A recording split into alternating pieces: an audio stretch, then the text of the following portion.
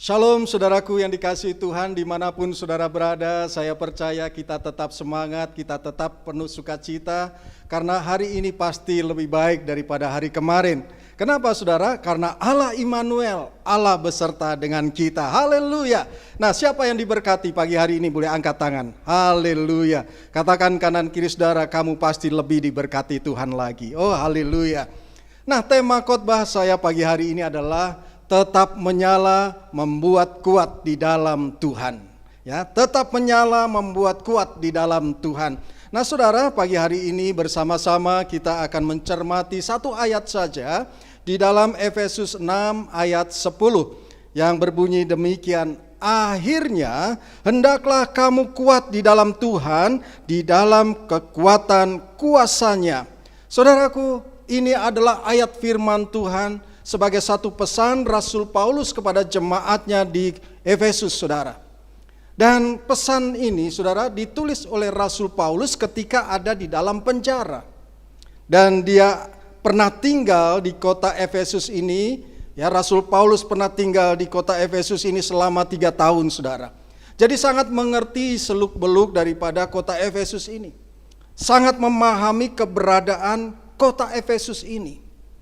Dan dikatakan saudara bahwa kota Efesus ini adalah kota yang penuh dengan penyembahan berhala dan ilmu-ilmu sihir. Karena Rasul Paulus sangat mengerti keberadaan daripada kota Efesus ini, maka Rasul Paulus menekankan setelah ada pesan-pesan sebelumnya, akhirnya hendaklah kamu kuat di dalam Tuhan. Bahkan kalau kita membaca ayat-ayat selanjutnya, saudara, Rasul Paulus katakan, kenakanlah seluruh perlengkapan senjata Allah, supaya kamu dapat bertahan melawan tipu muslihat iblis. Karena apa? Karena perjuangan kita bukan melawan darah dan daging, bukan melawan pemerintah-pemerintah, penguasa-penguasa, roh-roh jahat. Tetapi saudaraku, kita adalah melawan kuasa kegelapan. Oleh sebab itu kuatlah di dalam Tuhan. Saudara, dengan arti kata lain, saudara, hendaklah rohmu menyala-nyala. Hendaklah kamu kuat, atau hendaklah rohmu menyala-nyala. Supaya apa? Rasul Paulus menekankan, hendaklah kamu kuat di dalam Tuhan, atau rohmu tetap menyala-nyala, supaya kita, saudara, lebih kuat lagi menghadapi tantangan-tantangan. Tetap bersemangat untuk melayani Tuhan. Tetap lebih sungguh-sungguh untuk mengasihi Tuhan. Dan jangan goyah. Karena kita percaya hari-hari ini, saudara, ya, banyak tantangan, banyak godaan-godaan. Terlebih di sepanjang tahun 2020 ini, saudara, tantangan begitu terus-menerus kita hadapi. Bahkan ada beberapa jemaat yang menelpon saya, saudara, Pak, tolong doakan saya. Kenapa? Karena macam-macam, saya menghadapi ini, saya sedang menghadapi pergumulan seperti ini, saya memiliki problem seperti ini. Apapun yang sedang kita hadapi hari-hari ini, saudara, tetap kita kuat di dalam Tuhan. Biarlah kiranya roh kita menyala-nyala. Dan jangan pernah kita tawar hati hari-hari ini. Karena Amsal 24 ayat 10, saudara, di sana mengatakan, jika engkau tawar hati pada masa kesesakan, kecillah kekuatanmu. Jadi pada saat kita tawar hati, saudara, kekuatan kita menjadi kecil. Jadi sangat relevan sekali, saudaraku, mengakhiri tahun 2020 ini. Kita harus tetap kuat di dalam Tuhan. Roh kita harus tetap menyala-nyala. Kuat. K-U-A-T. Kuat. Jadi ini adalah kunci kita, saudara, untuk kita mengakhiri tahun 2020 dan masuk ke tahun 2021. Kuat. Mari kita pelajari. Yang pertama, saudara, kenalilah Tuhan dengan benar. Jadi K itu adalah kenalilah Tuhan dengan benar. Yohanes 14 ayat 6 berkata begini, saudara. Kata Yesus kepadanya, akulah jalan dan kebenaran dan hidup, Tidak ada seorang pun yang datang kepada Bapa kalau tidak melalui aku. Ini perkataan Yesus menjawab pertanyaan Thomas, saudara. Ketika menjelaskan Yesus akan ke sorga menyediakan tempat bagi setiap orang yang percaya kepadanya. Ya. Saudara, apakah kita hari-hari ini sudah mengenali Yesus dengan benar? Walaupun kita Kristen, saudara, apakah benar kita sudah mengenal Yesus dengan benar? Bahwa Yesus adalah jalan. Jalan artinya apa, saudara? Arah yang harus kita tempuh. Satu arah yang harus kita taati agar kita sampai ke tempat tujuan. Tapi seringkali, saudara, kita sebagai orang Kristen, mungkin sudah bertahun-tahun kita menjadi orang Kristen. Kita bukan saja mengikuti jalannya Tuhan, tetapi kita mengambil jalan sendiri. Oleh sebab itu, saudara, supaya kita kuat, kenali dengan sungguh-sungguh siapa Yesus itu. Dia adalah jalan, dan kita harus mengikuti jalan Yesus. Yang kedua, Yesus adalah kebenaran. Kebenarannya menjadi pedoman kita untuk kita menjalani kehidupan ini, saudara. Kebenaran itu yang harus ada di dalam hidup kita. Sehingga yang terpancar dari setiap langkah kehidupan adalah kebenaran Yesus di dalam diri kita. Yesus adalah jalan, kebenaran, dan hidup. Sudahkah hidup Tuhan Yesus ada di dalam hidup kita? Sudahkah kita berani berkata, namun aku hidup tetapi bukan lagi aku sendiri yang hidup, melainkan Kristus yang hidup di dalamku? Beranikah kita sebagai orang Kristen yang sudah bertahun-tahun, mungkin lahir Kristen, beranikah kita untuk berkata seperti ini, saudara? Ataukah kita seperti Thomas, murid Tuhan Yesus yang sudah sekian lama mengikuti Tuhan Yesus, kemanapun Tuhan Yesus pergi selalu mendengar setiap ajaran-ajaran Tuhan Yesus. Kita juga seringkali mendengar ajaran-ajaran firman Tuhan di dalam sepanjang kehidupan kita sebagai orang Kristen. Tetapi apakah benar kita sudah mengenal Yesus dengan baik, dengan benar? Atau apakah kita seperti Filipus yang dihardik oleh Tuhan Yesus, telah sekian lama aku bersama-sama kamu Filipus, namun engkau tidak mengenal aku. Wow, saudara, Filipus ini bersama-sama dengan Tuhan Yesus, tapi Yesus katakan, engkau tidak mengenal aku. Saudaraku, kekristenan bukan berbicara tentang keahlian kita berteologi. Bagus kalau saudara belajar akan teologi, bagus saudara. Tetapi tidak semata seperti itu. Kekristenan itu adalah bagaimana implementasi kehidupan Yesus bisa kita lakukan. Saya akan memberikan satu contoh tes buat kita. Apakah kita sudah mengenal Yesus dengan benar? Kita harus mengeluarkan buah roh, bukan? Yang percaya bahwa kita diharuskan mengeluarkan buah roh, boleh angkat tangan. Saudara, buah roh itu meliputi apa saja, saudara? Pertama, itu kasih. Pertanyaannya, apakah hidup kita sudah dipenuhi dengan kasih? Kalau ada skala 1 sampai dengan 10, kita ada di skala berapa, saudara? Kasih kita ada di skala berapa? Gak usah saudara suarakan penilaian itu, cukup hati saudara yang menilai. Yang kedua, saudara, sukacita. Apakah kita sudah bersukacita di dalam kehidupan ini? Berapa skala kita di dalam sukacita? Yang ketiga, damai sejahtera. Berapa skala kita? Kesabaran. Nah, seringkali orang Kristen jatuh di dalam hal ini, saudara, tentang kesabaran. Berapa skala kita tentang kesabaran ini? Kemurahan, ya. Lalu ada kebaikan, ada kesetiaan. Berapa skala kita di dalam kesetiaan? Kelemah lembutan, penguasaan diri. Ini barometer, saudara. Kalau kita sudah benar-benar mengenal Tuhan Yesus, pasti skala kita tinggi. Haleluya. Jadi kenalilah Yesus dengan benar. Yang kedua, utamakan Tuhan. Saudaraku, Matius 6 ayat 33 berkata, tetapi carilah dahulu kerajaan Allah dan kebenarannya, maka semuanya itu akan ditambahkan kepadamu. Dalam 5 hari lagi, saudara, bersama-sama kita akan merayakan Natal. Pertanyaannya adalah apa yang kita cari pada saat kita merayakan Natal? Apakah kita mencari Tuhan Yesus yang tinggalkan surga lalu datang ke dalam dunia ini? Atau kita seperti orang-orang yang di luar sana Natal mencari Santa Claus yang memberikan hadiah-hadiah, berbondong-bondong ke mall, saudara, mencari barang-barang yang mutakhir, yang terbaru, yang update, untuk supaya kita tampil, wah, kita sedang mencari Santa Claus, saudara, yang membawa hadiah. Padahal Natal sesungguhnya adalah berbicara tentang Yesus, bukan Santa Claus. Di dalam Alkitab tidak ada Santa Claus, saudara, apalagi pit hitam, saudara. Nggak ada di dalam Alkitab pit hitam, saudara. Tapi kita seringkali di dalam hidup ini lebih tertarik dengan hadiah-hadiah dari Santa Claus, saudara. Saudaraku, Natal berbicara tentang Tuhan Yesus.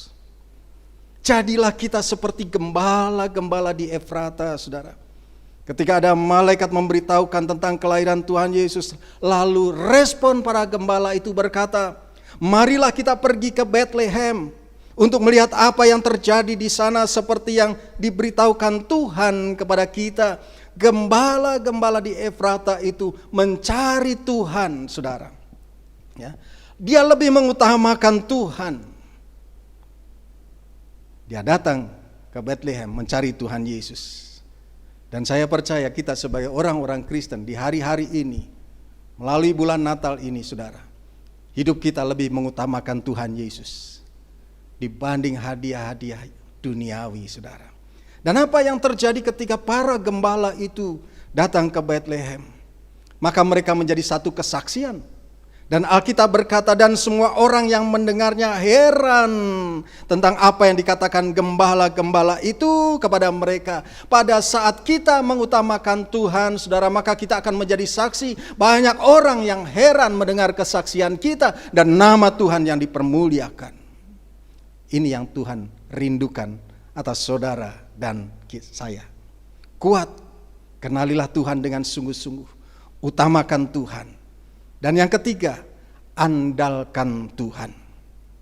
Yeremia 17 ayat 7 berbunyi demikian, diberkatilah orang yang mengandalkan Tuhan, yang menaruh harapannya pada Tuhan, yang percaya katakan amin. Oh haleluya, ketika kita dalam kesesakan, saudara, kita jangan pernah mengandalkan manusia, karena kalau kita mengandalkan manusia pasti mengecewakan. Bisa saja manusia memberikan pertolongan satu kali, lalu datang lagi kita kepadanya diberikan pertolongan 2 kali. Oh, masih diberikan, saudara. Lalu yang ketiga masih diberikan. Lalu yang keempat, sudah cukup 3 kali aku menolong kamu. Selebihnya kamu usaha sendiri. Gak bisa terus-terusan aku menolong kamu. Saudara, mengandalkan manusia ada keterbatasan. Mengandalkan manusia pasti mengecewakan. Ada pepatah berkata, ada ubi, ada talas. Ada budi, ada balas. Seseorang kalau memberikan bantuan, pasti berharap ada balasan. Tapi kalau kita mengandalkan Tuhan, saudara, seberapa kali kita menghampiri Tuhan, Tuhan pasti menolong. Oleh sebab itu, andalkan Tuhan apapun yang terjadi. Jangan andalkan manusia. Karena Yesaya 2 ayat 22 berkata, saudara, jangan berharap pada manusia, sebab ia tidak lebih daripada embusan nafas. Dan sebagai apakah ia dapat dianggap? Alkitab, firman Tuhan katakan jangan andalkan manusia, tapi andalkanlah Tuhan. Oh haleluya. Saudara, di hari Natal ini, hampiri Tuhan. Kenali Tuhan Yesus, andalkan Tuhan Yesus. Dan yang keempat, tinggikan Tuhan.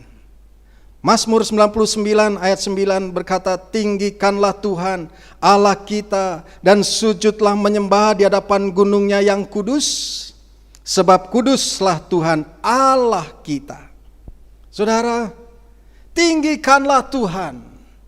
Saudara, hari-hari ini, pada saat kita merayakan bulan Natal, saudara, kita menghampiri Tuhan, mengenali Tuhan dengan sungguh-sungguh, mengutamakan Tuhan.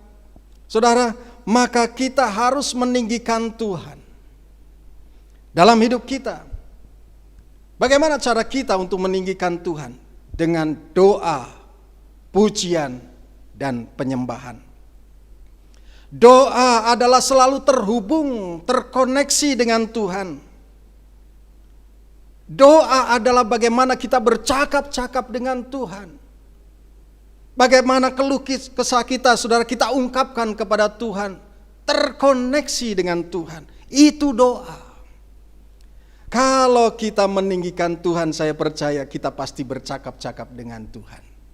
Sama seperti seorang kekasih, saudara, sepasang kekasih pasti pengen bercakap-cakap dengan segala cerita-cerita. Yesus adalah kekasih kita. Yesus kekasih jiwaku. Amin, saudara. Yesus adalah kekasih jiwa kita. Hendaklah kita terus terkoneksi dengan Tuhan melalui doa. Doa, pujian. Pujian itu berbicara tentang ucapan syukur, saudara. Kita di dalam hidup kita banyak pertolongan yang Tuhan kerjakan. Bahkan, saudara, tarikan nafas hidup kita itu adalah pemberian Tuhan, bukan karena kekuatan kita. Ya. Oleh sebab itu, saudara, ada pujian, ucapan syukur. Tarikan nafas hidup kita. Itu adalah ucapan syukur kepada Tuhan. Oh haleluya, Tuhan Yesus, Engkau baik. Tuhan Yesus sangat baik. Coba renungkan, saudara, kalau kita sampai dengan hari ini. Kalau sebentar kita akan tutup tahun 2020. Sudahkah saudara menghitung kebaikan Tuhan di dalam hidup kita? Saya percaya sangat banyak. Sangat banyak, tidak terhitung. Oleh sebab itu, saudara, selain kita terkoneksi dengan Tuhan melalui doa-doa, maka kita terus adakan pujian, ucapan syukur kepada Tuhan. Doa, pujian, dan kemudian penyembahan. Betapa besar dan ajaibnya Tuhan. Banyak mujizat yang Tuhan kerjakan di dalam kehidupan kita. Saudara, maka kita harus menyembah Tuhan, bahwa Tuhan adalah Tuhan yang penuh dengan kuasa, Tuhan yang penuh dengan kasih, Tuhan yang tidak pernah meninggalkan kita. Oleh sebab itu, saudaraku, melalui kebenaran firman Tuhan, Rasul Paulus menyampaikan satu pesan juga untuk saudara dan saya. Jadilah kita kuat di dalam Tuhan. Jadilah kita kuat. Kuat, K-U-A-T. Kenali Tuhan dengan benar. Utamakan Tuhan.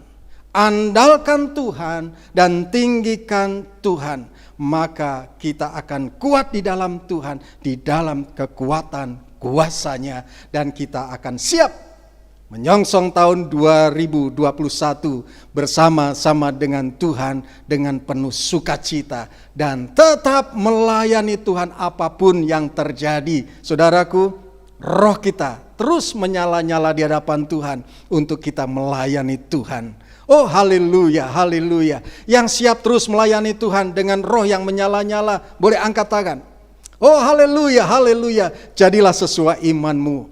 Mari saudara, kita akan lakukan amanat agung Tuhan Yesus. Sebelum Tuhan Yesus datang kali yang kedua, kita akan tetap kuat di dalam Tuhan, di dalam kuat kuasa-Nya. Oh haleluya, haleluya. Mari saudaraku, saya ajak kita semua, kalau perlu saudara dimanapun saudara berada, saudara boleh bangkit berdiri. Kita akan nyanyikan dengan penuh sukacita lagu Gloria, Gloria bagi Tuhan Yesus. Haleluya. Kami datang bawa pujian, bersama memuji-Mu Tuhan. Satukan suara dan nyanyikan sorak kemenangan. Kami datang bawa pujian, bersama memuji-Mu Tuhan. Satu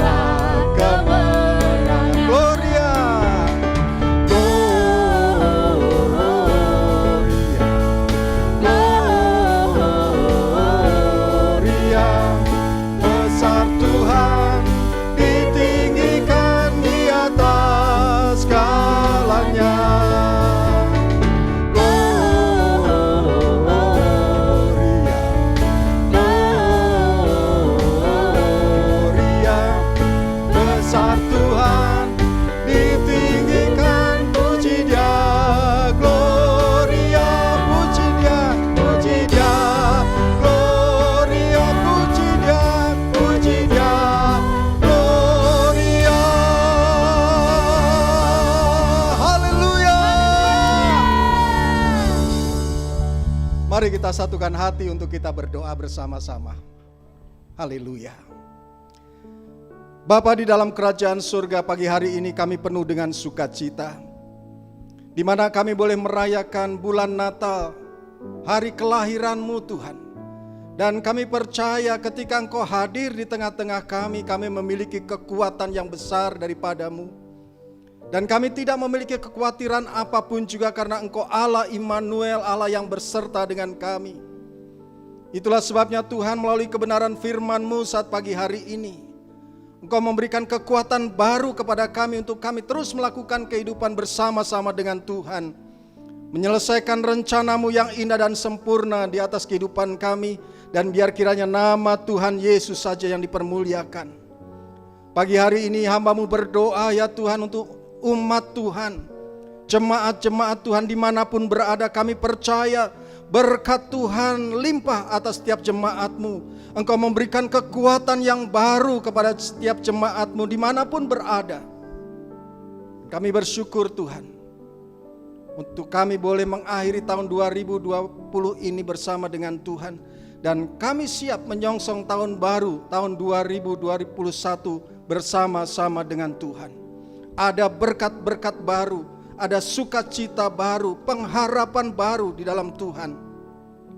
Biar kiranya kami terus menangkap pesan-Mu Tuhan, agar hidup kami terus berkenan di hadapan Tuhan. Nama Tuhan yang dipermuliakan. Gloria bagi Tuhan Yesus, gloria bagi-Mu Tuhan. Saat pagi hari ini hamba-Mu juga berdoa bagi setiap jemaat-jemaat yang sakit Tuhan. Kami percaya Engkau lawat saat ini Tuhan. Ada mujizat terjadi, yang sakit disembuhkan dengan sempurna di dalam nama Tuhan Yesus. Yang berputus asa kami tahu Tuhan, hadirat-Mu memberikan pengharapan yang baru ketika kami menghampiri Engkau Tuhan. Bahkan kami berdoa untuk setiap jemaat-jemaat Tuhan dimanapun berada pada saat mereka kekurangan. Tuhan berkati dengan limpah karena Engkau adalah Allah sumber segala berkat. Setiap tangan-tangan Tuhan berkati, jadikan segala sesuatu yang dijadikannya berhasil. Setiap keluarga-keluarga dipulihkan dan diberkati. Setiap keluarga-keluarga penuh dengan sukacita, pengharapan di dalam Tuhan. Terima kasih Tuhan Yesus, terima kasih. Bahkan pagi hari ini kami berdoa untuk setiap tangan-tangan yang akan menabur, memberikan persembahan yang terbaik. Biar kiranya apa yang mereka kerjakan Tuhan, Engkau lihat. Dan kami percaya Engkau memberkati dengan berlipat kali ganda. Engkau bukakan setiap tingkap langit, Engkau curahkan berkat yang berlimpah. Dan kami percaya setiap jemaat-jemaat-Mu Tuhan dimanapun berada tidak pernah kekurangan apapun. Bahkan mereka senantiasa dicukupkan. Bapa terima kasih, terpujilah nama-Mu Tuhan Yesus. Kami bersyukur untuk anugerah Tuhan pagi hari ini. Dan biar kiranya untuk hari-hari ke depan, kami mau serahkan seluruh hidup kami ke dalam tangan-Mu. Roh, jiwa, tubuh kami sepenuhnya di dalam tangan Tuhan. Terima kasih Bapa, sebentar kami akan mengakhiri ibadah kami. Dan biar kiranya Engkau boleh memberkati setiap kami dan kami mempersiapkan hati kami untuk kami menerima berkat daripada Tuhan. Kekasih-kekasih Tuhan, mari kita angkat tangan kita yang kudus di hadapan Tuhan. Tengadahkan wajah kita menikmati kasih-Nya. Dan sebelum menerima berkat Tuhan, dengarkanlah janji firman-Nya. Diberkatilah setiap orang yang hatinya melekat dan tertuju kepada Tuhan. Diberkatilah keluar masuk rumahnya. Diberkatilah lumbung-lumbungnya penuh berkelimpahan. Diberkatilah buah kandungannya. Dan apa saja yang dilakukannya menjadi berhasil. Karena Tuhan Yesus menyertai. Kekasih-kekasih Tuhan, terimalah berkat yang berlimpah-limpah dari Allah Bapa di sorga. Kasih setia dari anaknya yang tunggal Tuhan kita Yesus Kristus. Kekuatan dan penghiburan dari Allah Roh Kudus menyertai kita. Mulai saat ini sampai Maranatha Tuhan Yesus datang. Menjemput kita di awan-awan yang permai bahkan kekal selama-lamanya. Di dalam nama Tuhan Yesus Kristus. Haleluya.